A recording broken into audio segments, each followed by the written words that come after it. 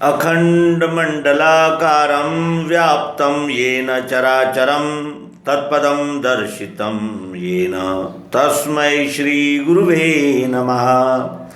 अज्ञानान्धस्य लोकस्य ज्ञानाञ्जनशलाकया चक्षुरुन्मीलितं येन तस्मै श्रीगुरुवे नमः।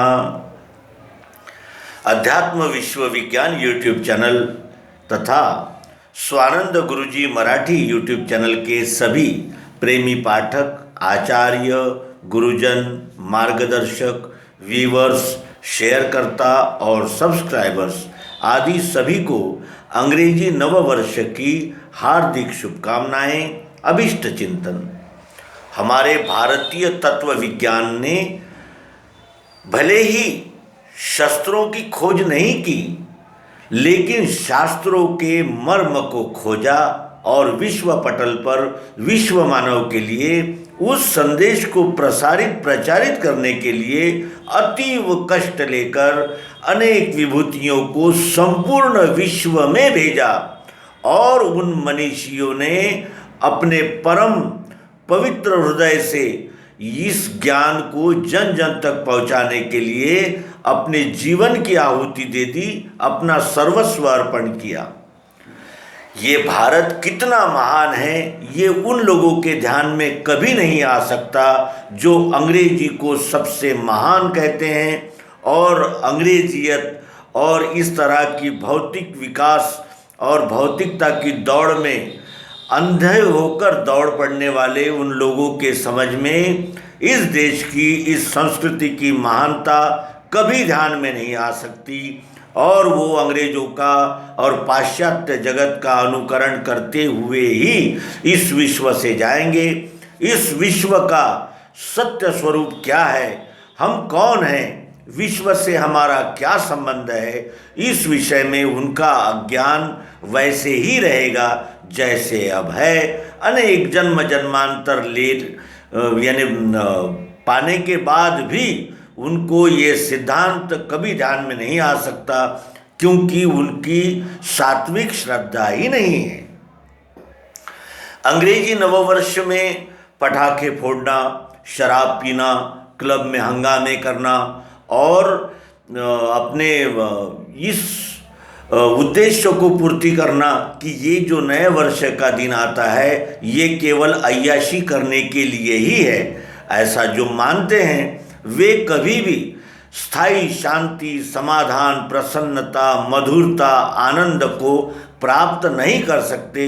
ये अनुभव लेकर देखेंगे और अनुभव लेकर जो देख रहे हैं उनका भी यही कहना है कि हमें सब कुछ मिला है, सब कुछ, भोग, ऐश्वर्य, संपत्ति, पर्यटन, अनेक प्रकार के उपाय हमने आनंद के लिए किए, लेकिन हमारा आनंद एक क्षण से ज़्यादा टिकता ही नहीं। क्यों? इसी खोज में सारे मानस शास्त्र लगे हैं। सारे मानस शास्त्रीय जितने भी खोज हुए हैं वो इसी सिद्धांत के लिए हुए हैं कि हमें सब कुछ प्राप्त होने के बाद भी ये खालीपन क्यों लगता है, हम ऐसा खाली खाली क्यों महसूस करते हैं, हमें वो यानी जिसे कहते हैं कि परम आनंद क्यों नहीं होता।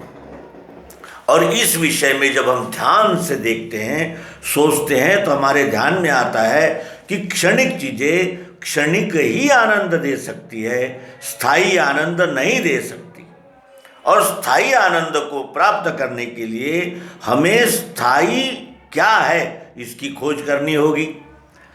और स्थायी क्या है ये जब हम देखते हैं तो न ये हमारा शरीर स्थायी है, न हमारा घर स्थायी है, न हमारी दुकान स्थायी है, न हमारे भोग ऐश्वर्य स्थायी है। ये सतत रूपांतरण होते ही रहते हैं। लेकिन जिसमें ये सारे रूपांतरण होते हैं वो विश्व सत्य है, सत्य था और सत्य ही रहेगा।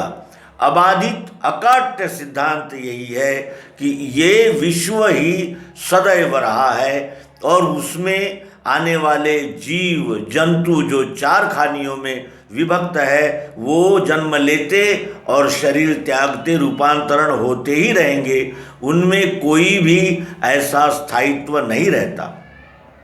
जैसे बहते हुए पानी पर लहरें बबूले बनते मिटते रहते हैं, वैसे ही इस विश्वरूप में हम सब जीव आते जाते रहेंगे और आते जाते रहते हैं।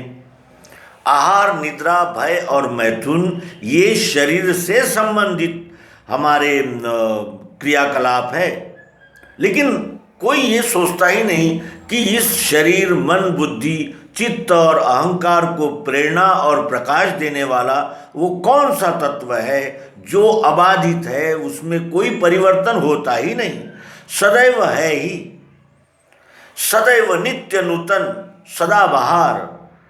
ये क्या है जो सदैव रहता है और जिसका कभी अभाव नहीं होता? और उसी का विस्तार से विश्लेषण करने वाला श्रीमद् भगवद गीता, ये भगवान श्री कृष्ण जी ने अर्जुन के निमित्त से संपूर्ण विश्व के लिए दिया हुआ संदेश आज उपलब्ध है और विश्व की हर भाषा में श्रीमद् भगवद गीता का अनुवाद हो चुका है। श्रीमद् भगवद गीता जीवन जीने की कला सिखाने वाला ग्रंथ है, लेकिन जब तक हम श्रीमद् भगवद गीता के 11वें अध्याय विश्वरूप दर्शन को प्रत्यक्ष प्रायोगिक पद्धति से नहीं जान लेते, तब तक गीता का प्रकाश हमें प्राप्त नहीं हो सकता। हमें केवल गीता में लिखे हुए शब्द ही प्राप्त होंगे।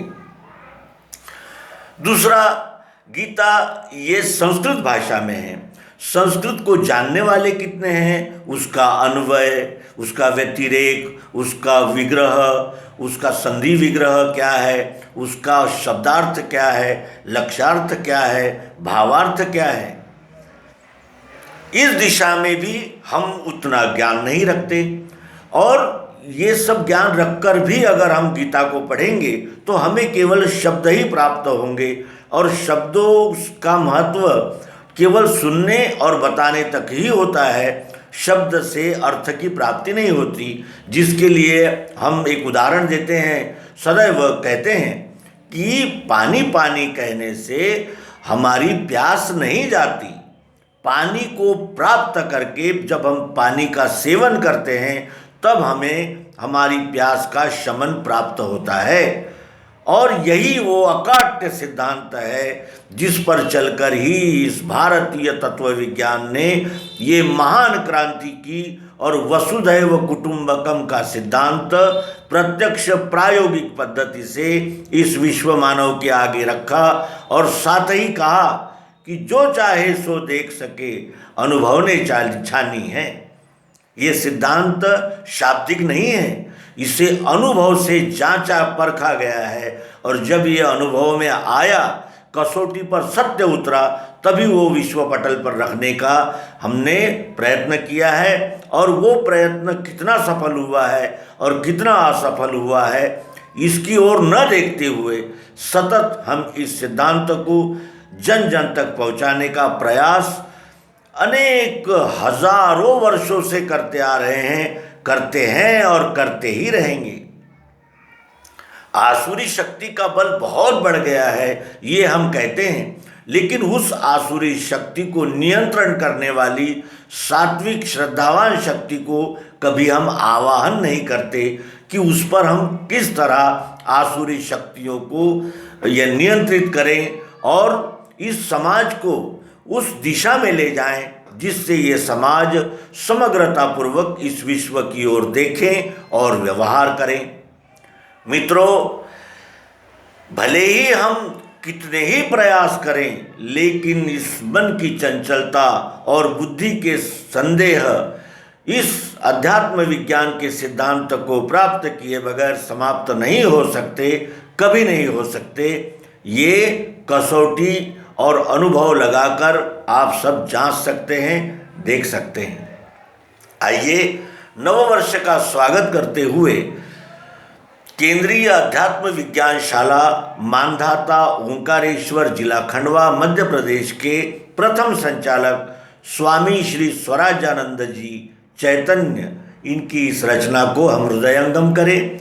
हृदयस्थ करें और इस रचना के मर्म तक पहुंचने का प्रयास करें।